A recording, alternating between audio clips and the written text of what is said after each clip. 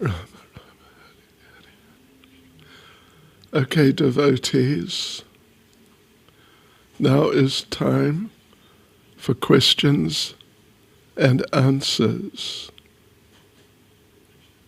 for 1 hour.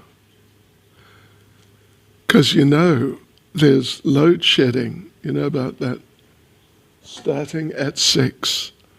So we've moved everything forward now.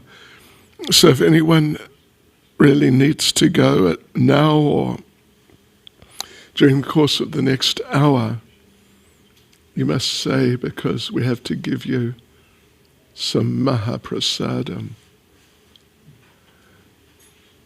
It's extremely important.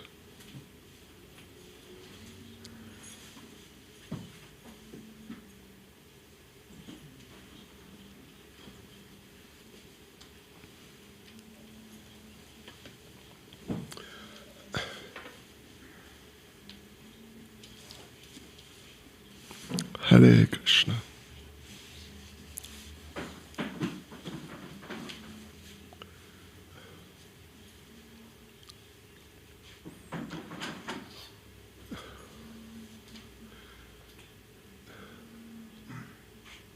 Nama Om Vishnupadaya Krishna Prestha Bhutale Shrimati Bhaktivedanta Swaminiti Namane Namaste Saraswati Deve Gauravani Pracharane Nirvishesha Shunyavadi Paschityadesh. Sri Krishna Chaitanya Pramanityananda Sri Advaita Gadadha Shivas Adi Gaura Bhaktavrinda Hare Krishna Krishna Krishna Hare Hare Hare Rama Rama Rama Hare Hare. Vanchkalpatarubhyascha kripas sindubhya evacha patitanam pavanebhyo vaishnavebhyo namo namah. So devotees, actually we have quite a number of questions. It's something like 27 or 26. And to get through them all in this 1 hour that we have, I don't think we'd be able to do them justice. Because in 1 hour, we're having actually in 57 minutes, approximately, but it's going to be around that. We're going to have load shedding, and the power will go off. And that's going to be a problem. So we're going to stop in 56 minutes, basically, at 6 o'clock local time in South Africa.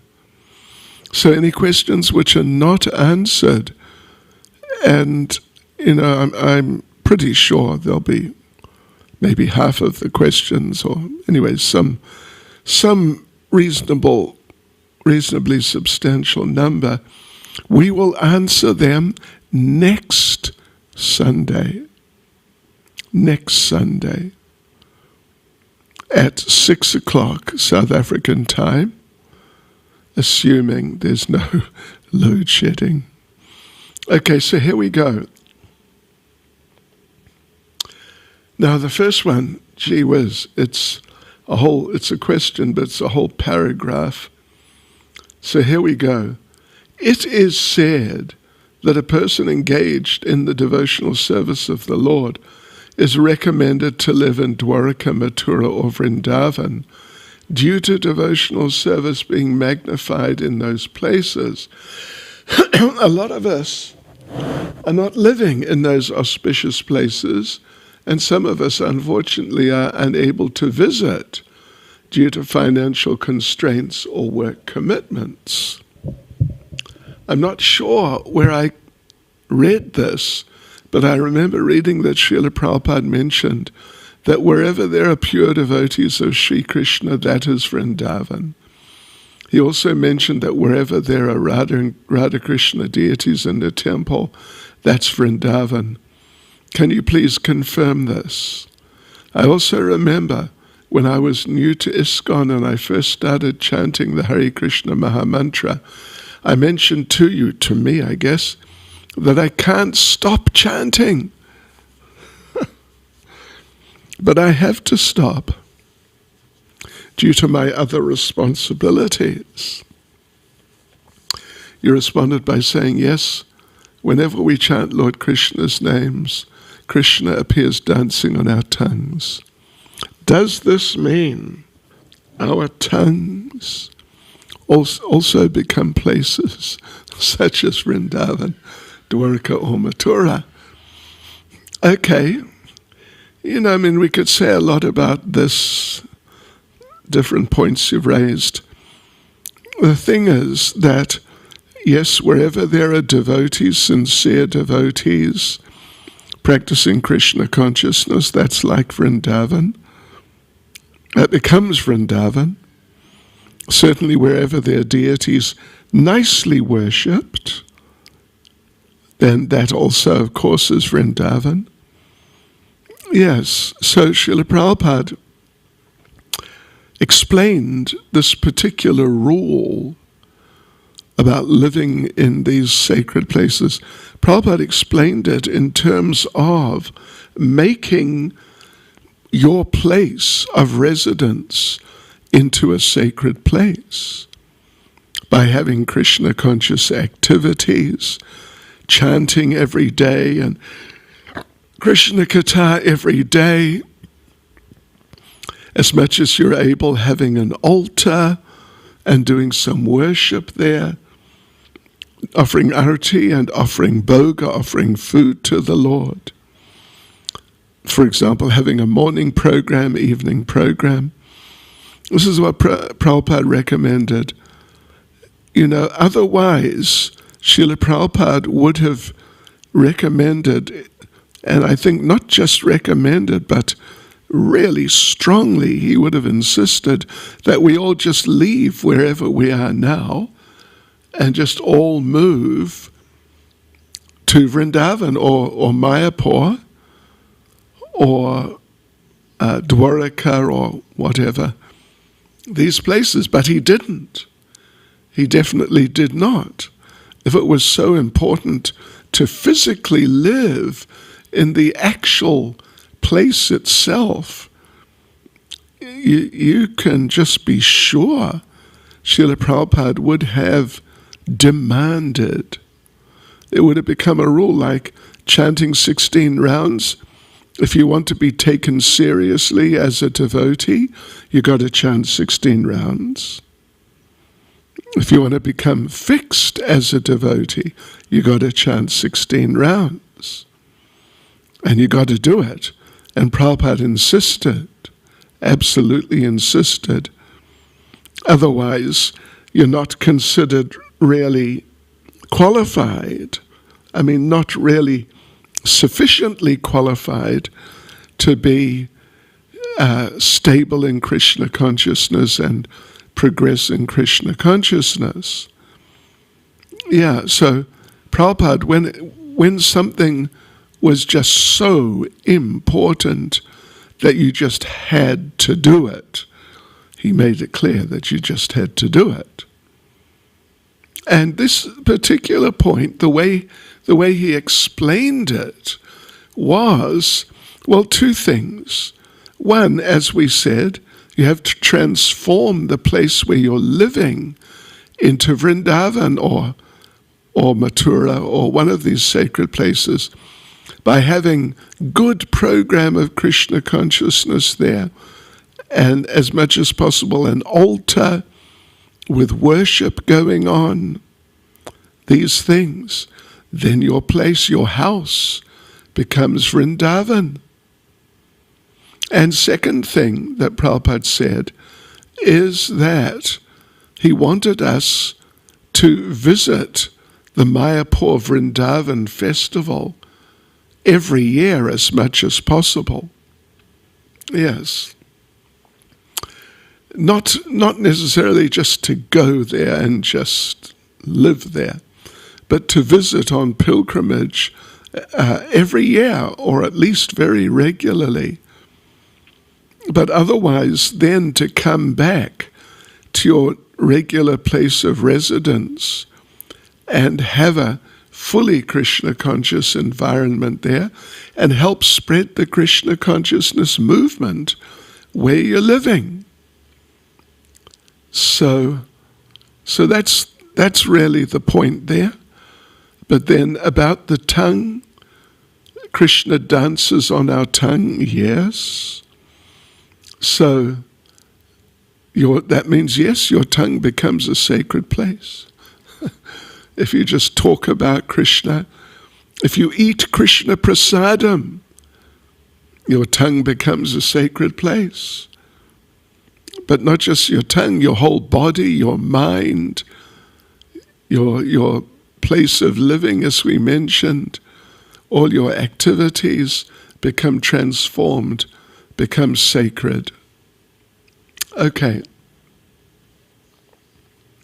Could we please give a basic explanation of the 5 kinds of Mooc, of liberation? Sayuja, Sarupya, Salokya, Samipya, and Sarshti. So Sayuja liberation means to merge in the effulgence of the Lord. Lose your personal identity. This is an impersonal type of liberation. Salokya means to go to the spiritual world and live on the same planet as the Lord. Sarupya means to go, well, particularly to the Vaikuntha planets, and have a form, a rupa, just like the form of the Lord. There in Vaikuntha, all the men look just like Lord Narayan. 4 arms, they're virtually identical, except that he has the, what's it called? Sorry? Oh, Srivatsa. Thank you. Srivatsa tuft, right? On his chest. Otherwise, the male devotees at least are pretty much indistinguishable from him. They look more or less identical because they have Sarupya Mukti, a liberation where they get the same form as the Lord, more or less. Then Samipya and Sarshti, these two mean to live in the same place as the Lord, which is kind of like Salokya, but anyway, to live in the same place and to have the same opulence as the Lord. These are the 5. And if you want more information, look up in Nectar of Devotion, because it's all explained there. Okay, now here's another question. Can you please clarify, did Lord Krishna have 16,000 wives, or did he have 16,108 wives? Okay, I'm a bit confused, because in Srimad Bhagavatam 1.11.30, Srila Prabhupada mentions in his purport that the Lord had 16,108 wives, but in Srimad Bhagavatam 1.11.31, he mentions that the Lord had 16,000 wives. Please confirm which is correct. Yeah. Well, first the Lord had 16,000 wives at one time. So then the statement that he had 16,000 wives is completely correct. But then later, he got an extra 108. So he had 16,108. Yes. So there you go. First he had 16,000, then he had 16,108. I hope you get the idea. Pretty simple point. So in Srimad Bhagavatam 1.11.30, The Lord is described as unlimited. His desires are also unlimited, and the supply is unlimited. Everything being unlimited, it is described as sarvakamam. Please explain further. Please explain the terms sarvamoksham and samakamam or sarva. You said sarvakamam. Now you're saying samakarmam. Yeah, anyway, sarvakamam means all desires.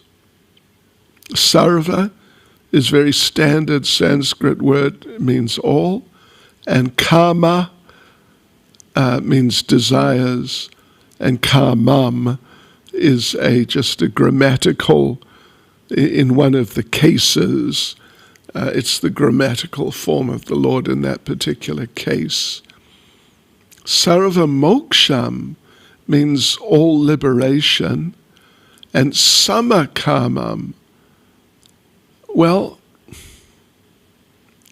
it would be possible to say that sama generally means yourself.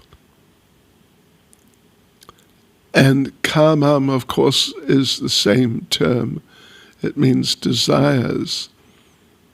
So samakamam, I think you actually meant sarvakamam, which, we already mentioned. But samakamam, on the surface of it, would mean your desires, your personal desires. Yeah. Number 5. It would seem that Parikshit Maharaj in his childhood must have seen Lord Krishna at least during the 3 horse sacrifices. Parikshit Maharaj, sorry. It would seem that Parikshit Maharaj in his childhood must have seen Lord Krishna at least during the 3 horse sacrifices of King Yudhisthira. Why was he then searching for him his whole life? It seems that when saved in the womb, he saw Lord Krishna just with 4 arms. Parikshit Maharaj saw Lord Krishna many times. Many times. Yeah, not just a few times. He saw Lord Krishna many times. And of course, then he was satisfied that this is the person he was looking for. But right in that early stage, he was examining. Parikshit means examiner, searcher or examiner. So at first he was searching or examining everyone. He's examining, is this Krishna? No, it's Anukul, Prabhu. Is this Krishna? Well, it's Jai Krishna. And is this Krishna? Oh no, it's Yamaraj. Excuse the lightheartedness. Yeah, but he definitely saw Krishna many times. Krishna would come and visit Hastinapur many times, from time to time. That's mentioned in the Bhagavatam. We just read a verse. I think maybe during the week, how Lord Krishna would often go to Hastinapur. But sometimes, so Krishna would go there often, but then he'd leave. Like we read about the 3 horse sacrifices. Krishna was invited by Maharaj Yudhisthira, and the Lord helped organize the horse sacrifices, and the sacrifices happened, and Parikshit was there. Still young, but he was there. But then Krishna went. So the thing is that that Parikshit was so attached to this vision of the Lord that when the Lord was there, he was there, and Parikshit would see him. But when the Lord went, Parikshit was still going around examining, is this Krishna? Oh no, it's Yashoda Rani. Anyway, she's a devotee, so that's nice. But yeah, like that, he would still go around examining because Krishna was not present. So when Vidura arrives, he's welcomed by all the family members, including women. It doesn't seem that the women were separated from others this time around, like it was in the case of arrival of Lord Krishna to Hastinapur. Please elaborate. Yeah, you know,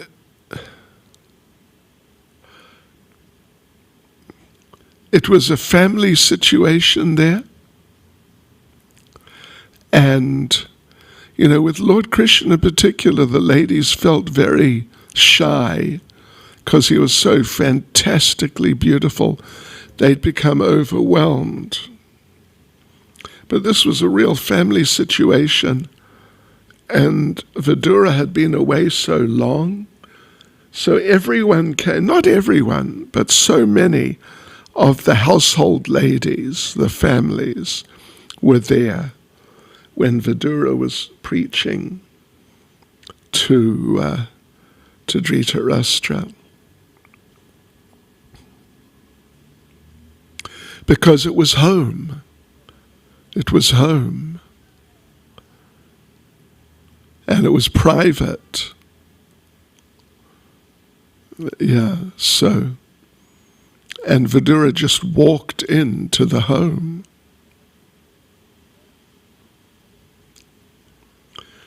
I heard in the class that Duryodhana is an eternal servant of Balaram, but he was playing a role during Mahabharata.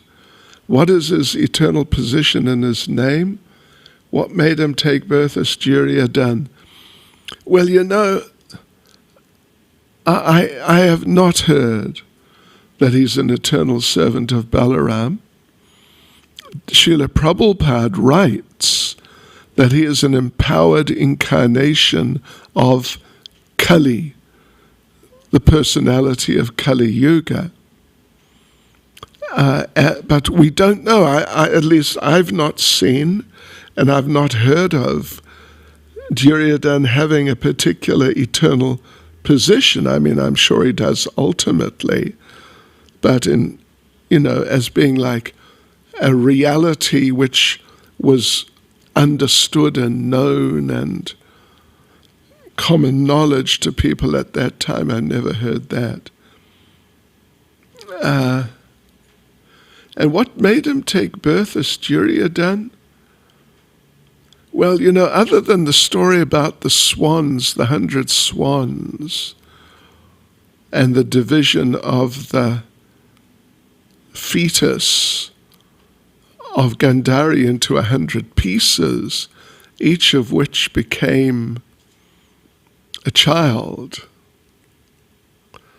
I've not heard of any type of discussion or description of, you know, anything deeper about Duryodhana other than that he was a bit of a rascal.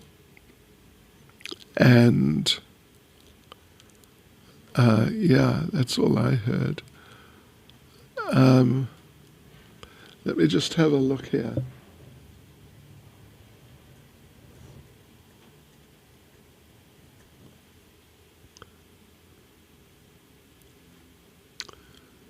So,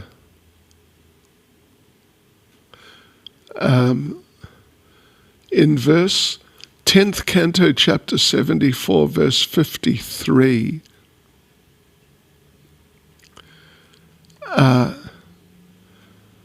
it says, all were satisfied except sinful Duryodhan, the personification of the age of quarrel and the disease of the Kuru dynasty.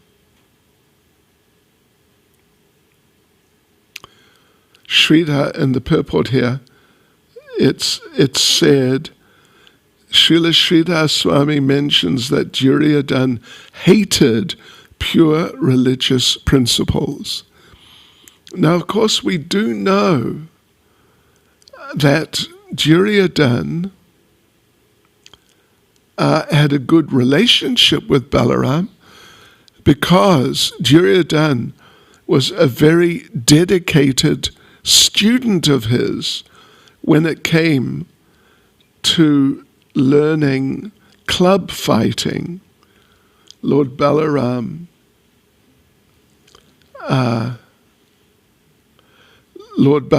taught Duryodhan, Dushasana, and the Pandavas how to fight with a club. And Duryodhan was particularly attentive, and he was the best student. Therefore,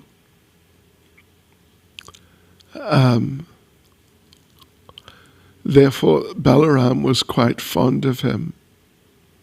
Yeah. And Srila Prabhupada, is it Srila Prabhupada?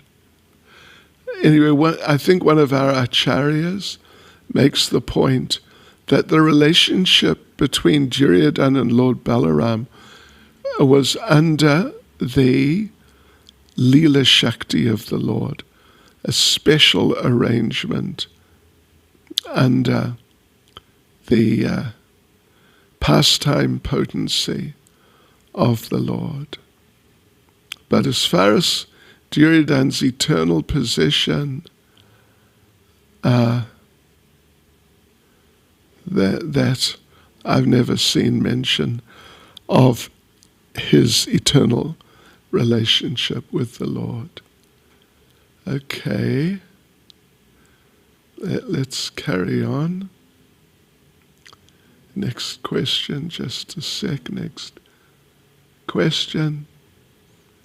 Srila Prabhupada said that those who died in the battle of Kurukshetra have gone back to Godhead. Did Dhritarashtra also go back to Godhead, even though he was against the Lord and did not die during the battle? You know, if you're following our Bhakti Vaibhava, at the end of this chapter 13, it describes that that after Vidura preached to him so extremely strongly, then Dhritarashtra, that very night with his wife, just walked out and did what Vidura said to do, and just went, didn't tell anyone, just went to some distant place in the forest, and he gave up his life there. And Gandhari, well, he gave up his life in a straw hut, and Gandhari cremated him by burning the straw hut, and she walked into the straw hut and gave up her life along with him. Haribol. What do you think of that? I tell you what, you got to be a pretty special person to do that. I mean, you got to really, really be a very special person. But she was, and so many of those ladies were.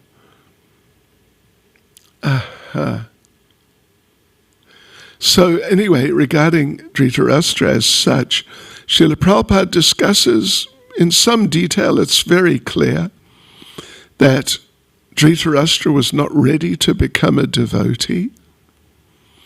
So, but at least he became impersonally realized and got some sort of impersonal realization. And where that took him from there, is not really described. Whether that was it, he just became impersonally realized, or whether it was a step in the direction of Krishna consciousness, as I recall.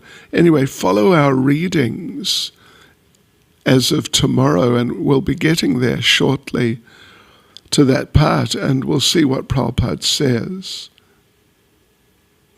But basically, at that particular moment, he got impersonal realization, which was a lot better than his totally zero realization before Vidura preached to him.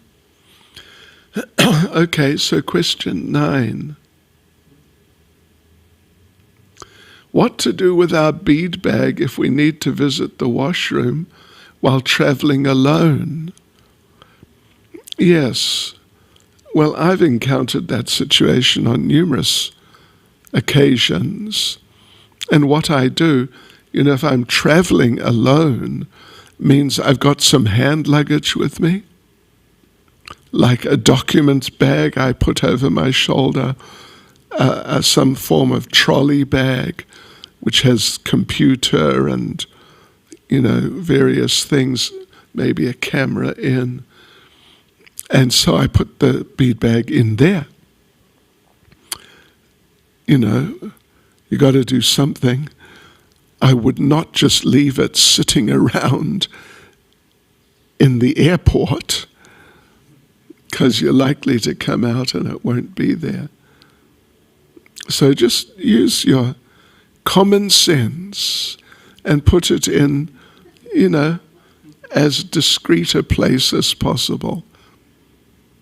But the thing is, as they say, the problem with common sense is that it's not so common. Yeah. So, such is life in this world.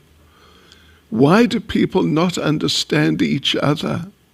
Or why do people surround you? Why do people who surround you have two faces? Even after knowing that nothing is permanent here. Well, people don't understand each other. Or, the essence, in a sense, there are two questions, really. The essence is, people are so self-absorbed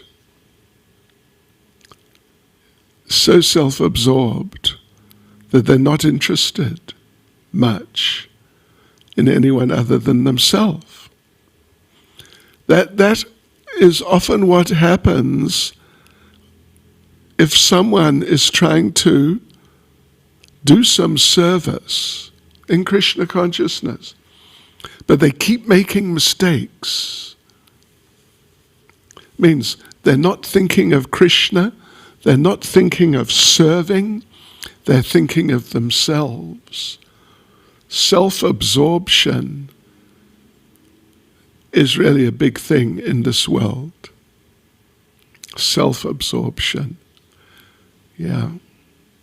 So why do people not understand each other? Because they're just self-absorbed, so they're not really interested to look at you and see, how do you act, how do you think, how do you feel, what do you like, what do you not like, all these very fundamental, foundational things about you as a person.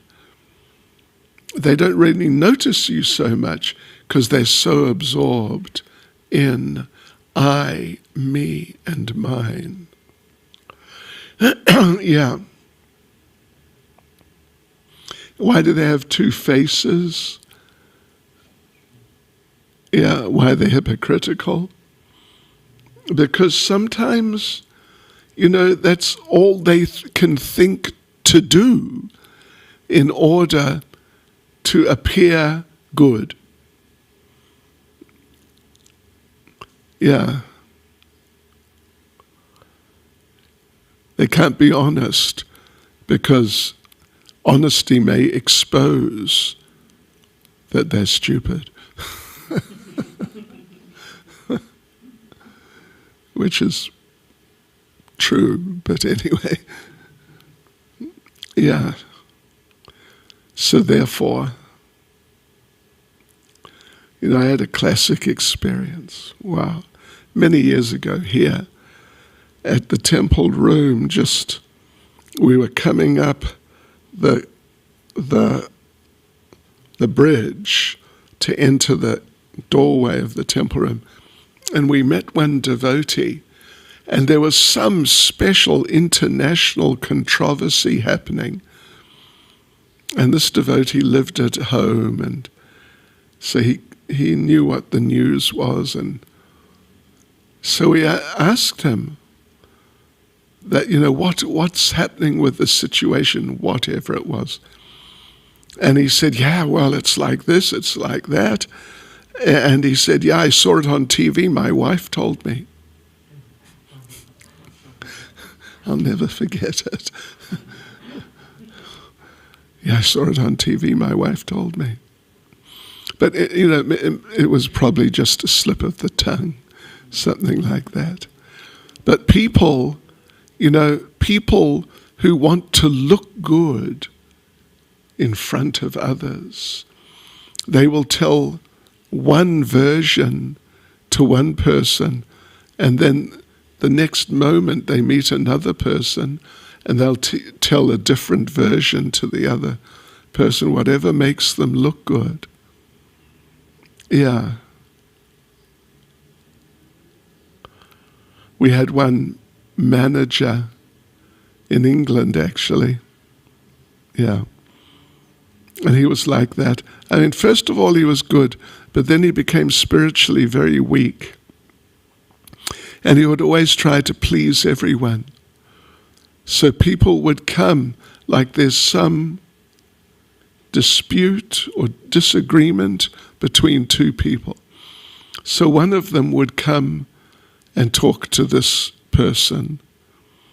And the person would agree, yes, you're right. You're just right. Yeah, and the other person is in the wrong. Yeah, you got it. And then the other person would come and explain, his perspective. And the manager would say, yeah, you're right. You're right. The other person is wrong. So, being hypocritical, saying one thing to someone and another thing to someone else about the same subject, it's at least connected with usually trying to look good. Yeah. Okay, so here we go.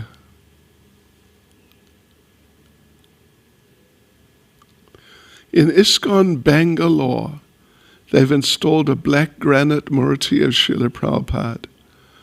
There have been many negative comments on this because the murti is black and made of granite. But are these comments justified? Did any of you see that or hear of that? Depends.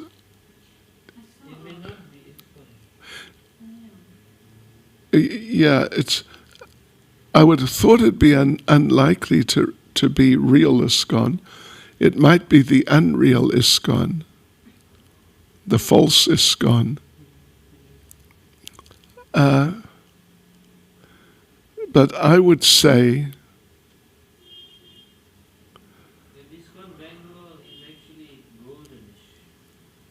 which ISKCON Bangalore? Oh, okay. So anyway, yeah, I've never heard of it before. It's non-traditional. So I think it's not wise to have a deity made of Srila Prabhupada, made of granite. I would just like to know whether or not we're meant to be following Chaturmasya in terms of diet. I've never followed this before. Well, there's a famous story it was told to me initially by Bhakti Charu Maharaj, actually, when he was with Prabhupada, serving Prabhupada. And someone cooked lunch for Prabhupada. And I don't think it was Bhakti Charu Maharaj. I think Bhakti Charu Maharaj served Prabhupada lunch. But there was another devotee there. And the other devotee saw that one of the preparations being offered to Prabhupada had some ingredient, like maybe it was spinach, if it's that month, or, whatever it would have been in that particular month, and said to Srila Prabhupada, "Oh, Srila Prabhupada, we're not meant to eat this because it's this month of Chaturmasya." And Srila Prabhupada responded, Prabhupada said, "Oh, do you follow that?" And he ate whatever it was. So I know it's there in the calendar, and you're welcome to follow it, but it's not so common that it's followed. I remember when I was in London, staying at the Manor in the late 70s, and it was Chaturmasya, and it was one of those months. And one day, whoever cooked made a preparation with that in it for everyone, like 200 devotees living in the temple. And everyone's in the middle of taking lunch. It's all happening. And someone said, "Hey." So we said, "Oh yeah, we must be more careful then." So the next day, someone else cooked. And they also put the same thing in some other way, and in the middle of lunch suddenly, "Hey." So don't stress. If you want to do it, you're welcome. But it's not important. From past 6 months, my income suddenly comes down. I'm facing financial problems. So please suggest me, how will I achieve my goals to fulfill my dreams? Well, what are your dreams? What are your goals? Are you dreaming of Goloka Vrindavan and serving Krishna? If you are, I suggest you take it that Krishna's relieving you of some of your material attachments and really focus on your devotional service and your chanting. Over the last 2.5 years, I would say, it's about 2.5 years, so many people, so many devotees, householders, have been facing financial problems. So many. But you got to try and carry on.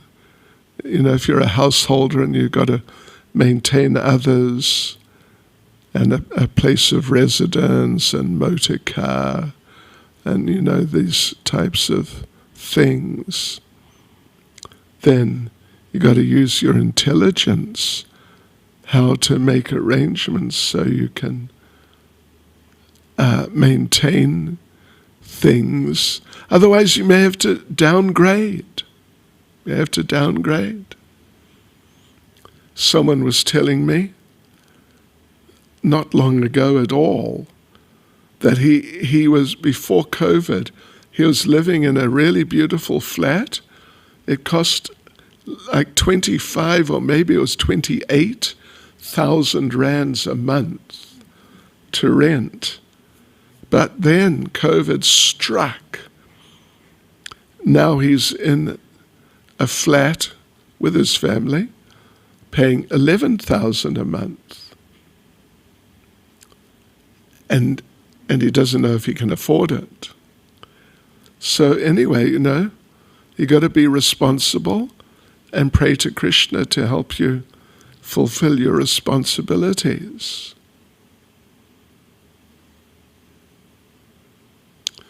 What to do when you by mistake miss the Ekadashi fast?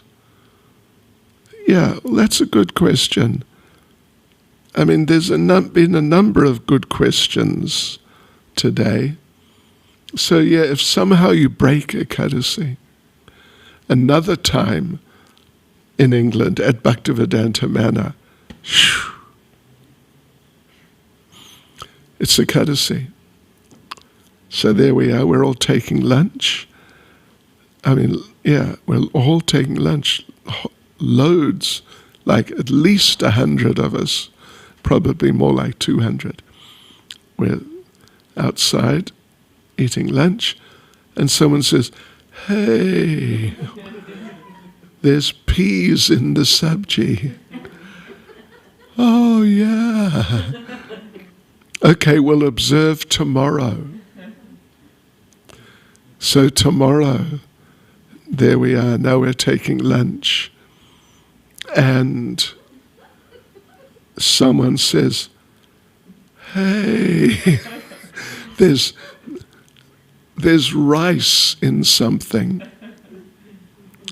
Oh, we'll observe Ekadashi tomorrow. So, next day, we're eating lunch, everything's fine. Suddenly someone says, "Hey, there's sweet corn in the sabji." And you know what we did? I'll tell you what we did. We gave up. Seriously. And we just said, okay, next Ekadashi, don't worry, we'll really do it nicely. Then of course, someone came along with Pandavanirjala Ekadashi. That the idea is that if you dry fast completely the entire day, that'll make up for Ekadashis you've broken. I mean, that's there. It's actually Krishna instructing Maharaj Yudhisthira in one of the Puranas, I think Brahma Vaivarta maybe. So, it does say that.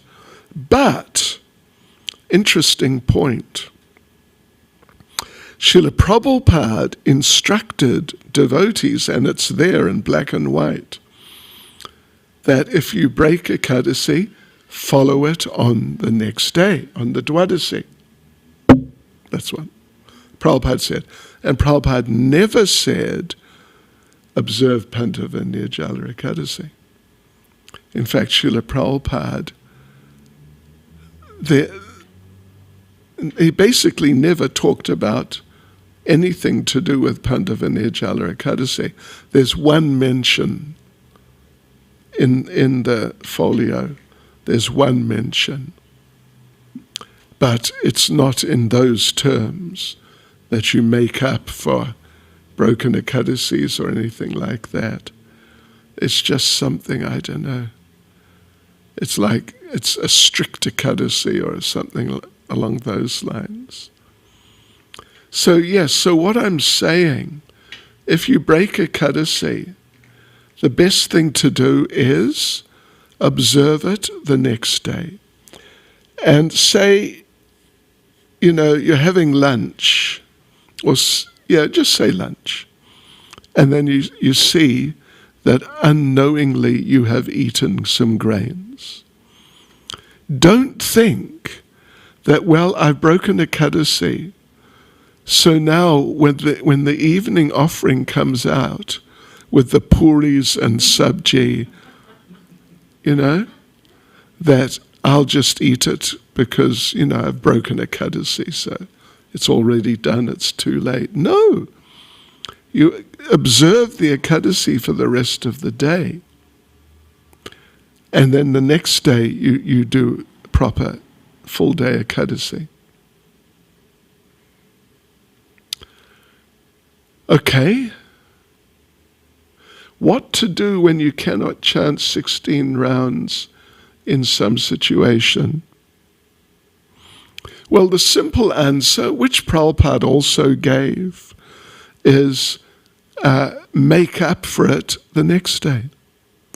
The next day, if you've missed 2 or 3 rounds, whatever it is, however many it is, the next day you do your 16, and whatever was left over the night before, whatever it was 1 round, 2 rounds, 3, 5, whatever it was, you do them as extra on that day to make up. Like you may remember, I told you that I was in the hospital end of April and into May for, was it 2 weeks altogether? Say 2 weeks. And some of the time I was so physically devastated. Wow, I've never felt like that before in this lifetime. Never anything anywhere near it. And I couldn't finish my rounds for some days. While I was in the ICU was 5 days, 6 days? Close to 7 days, almost 7 days. Say 7 days. So I chanted a few rounds. I chanted some rounds. But each round took like an hour. It was really difficult because I was just in a state of physical devastation. So then, when I was out of the hospital and back here, then, I still wasn't feeling so good for a while. But after a month here, I was feeling, relatively normal-ish.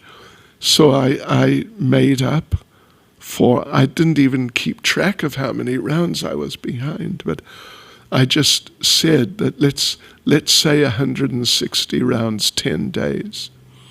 It wasn't actually that much, but it was some days.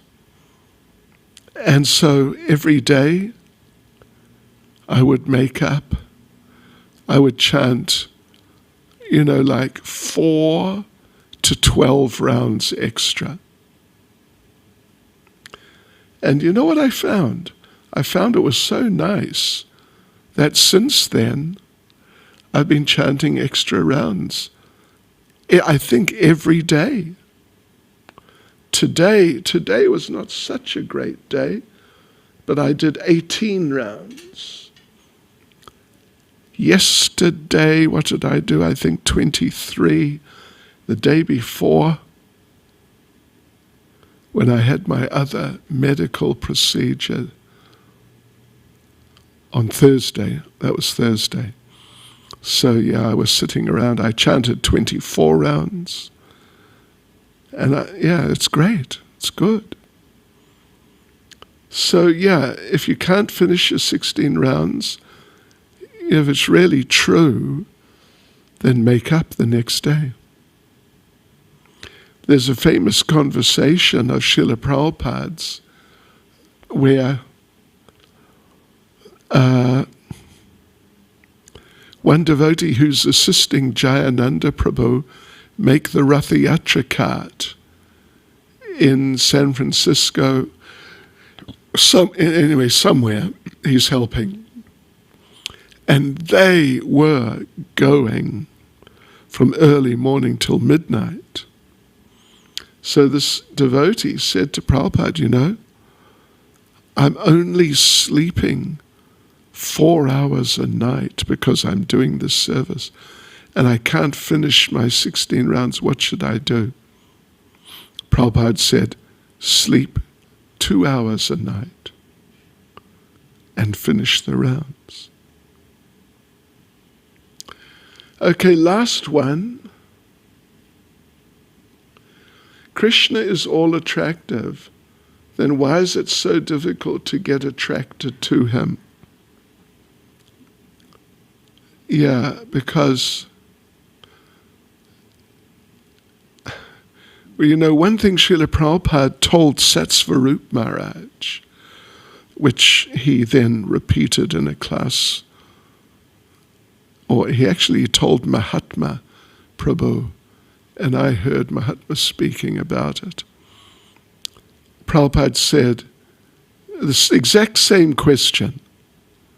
Prabhupada said, because you hate Krishna. Anyway, okay, so, but then in a different sense, Krishna's all attractive, so why is it so difficult to become so attracted to him? It's because we don't know him well enough. You know, we read Krishna's so beautiful. People would faint when they saw him.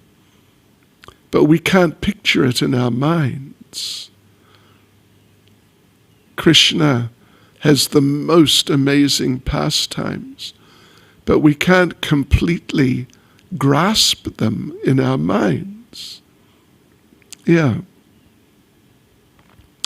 Just like Jiva Goswami makes the point I've mentioned before, that in Brahma Samhita, Lord Brahma says that in Goloka Vrindavan the water tastes like nectar, every step is a dance, every word is a song. These things, Lord Brahma says. And Jiva Goswami in his commentary actually on Brahma Samhita, he did a commentary on Brahma Samhita, he says that like dancing, just as an example, that in Goloka Vrindavan, their ordinary walking is like our best dancing.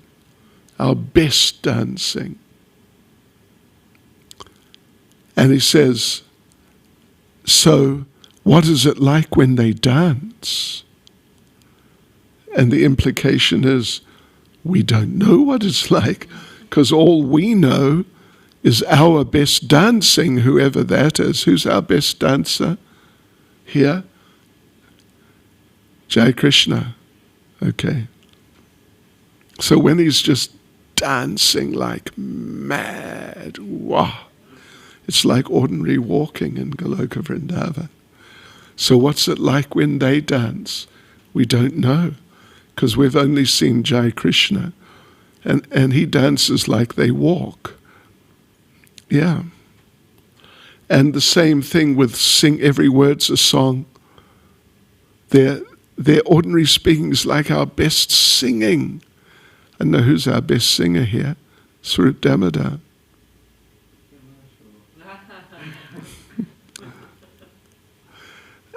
Yeah, they're ordinary. So, you know, when whoever's our best singer is singing their best, it's like they're ordinary talking. Hello, how are you? That's sort of just totally typical talking. So Jiva Goswami says, so what is it like when they sing? And the answer is, we don't know. Because we only heard, you know, whoever, our best singer, who sings like the ordinary talking. So Jiva Goswami says, you know, for a few things, that our best, whatever it is, our best nectar is like their ordinary water. So what's their nectar like? We don't know. You know, we've only had like their ordinary water.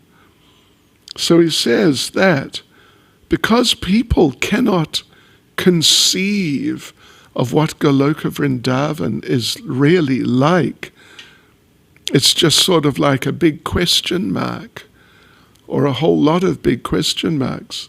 He says, therefore, people generally don't want to go there. because they just can't get it. They just can't get it. So similarly, we just don't know Krishna well enough to know, to really appreciate how Krishna's just like the most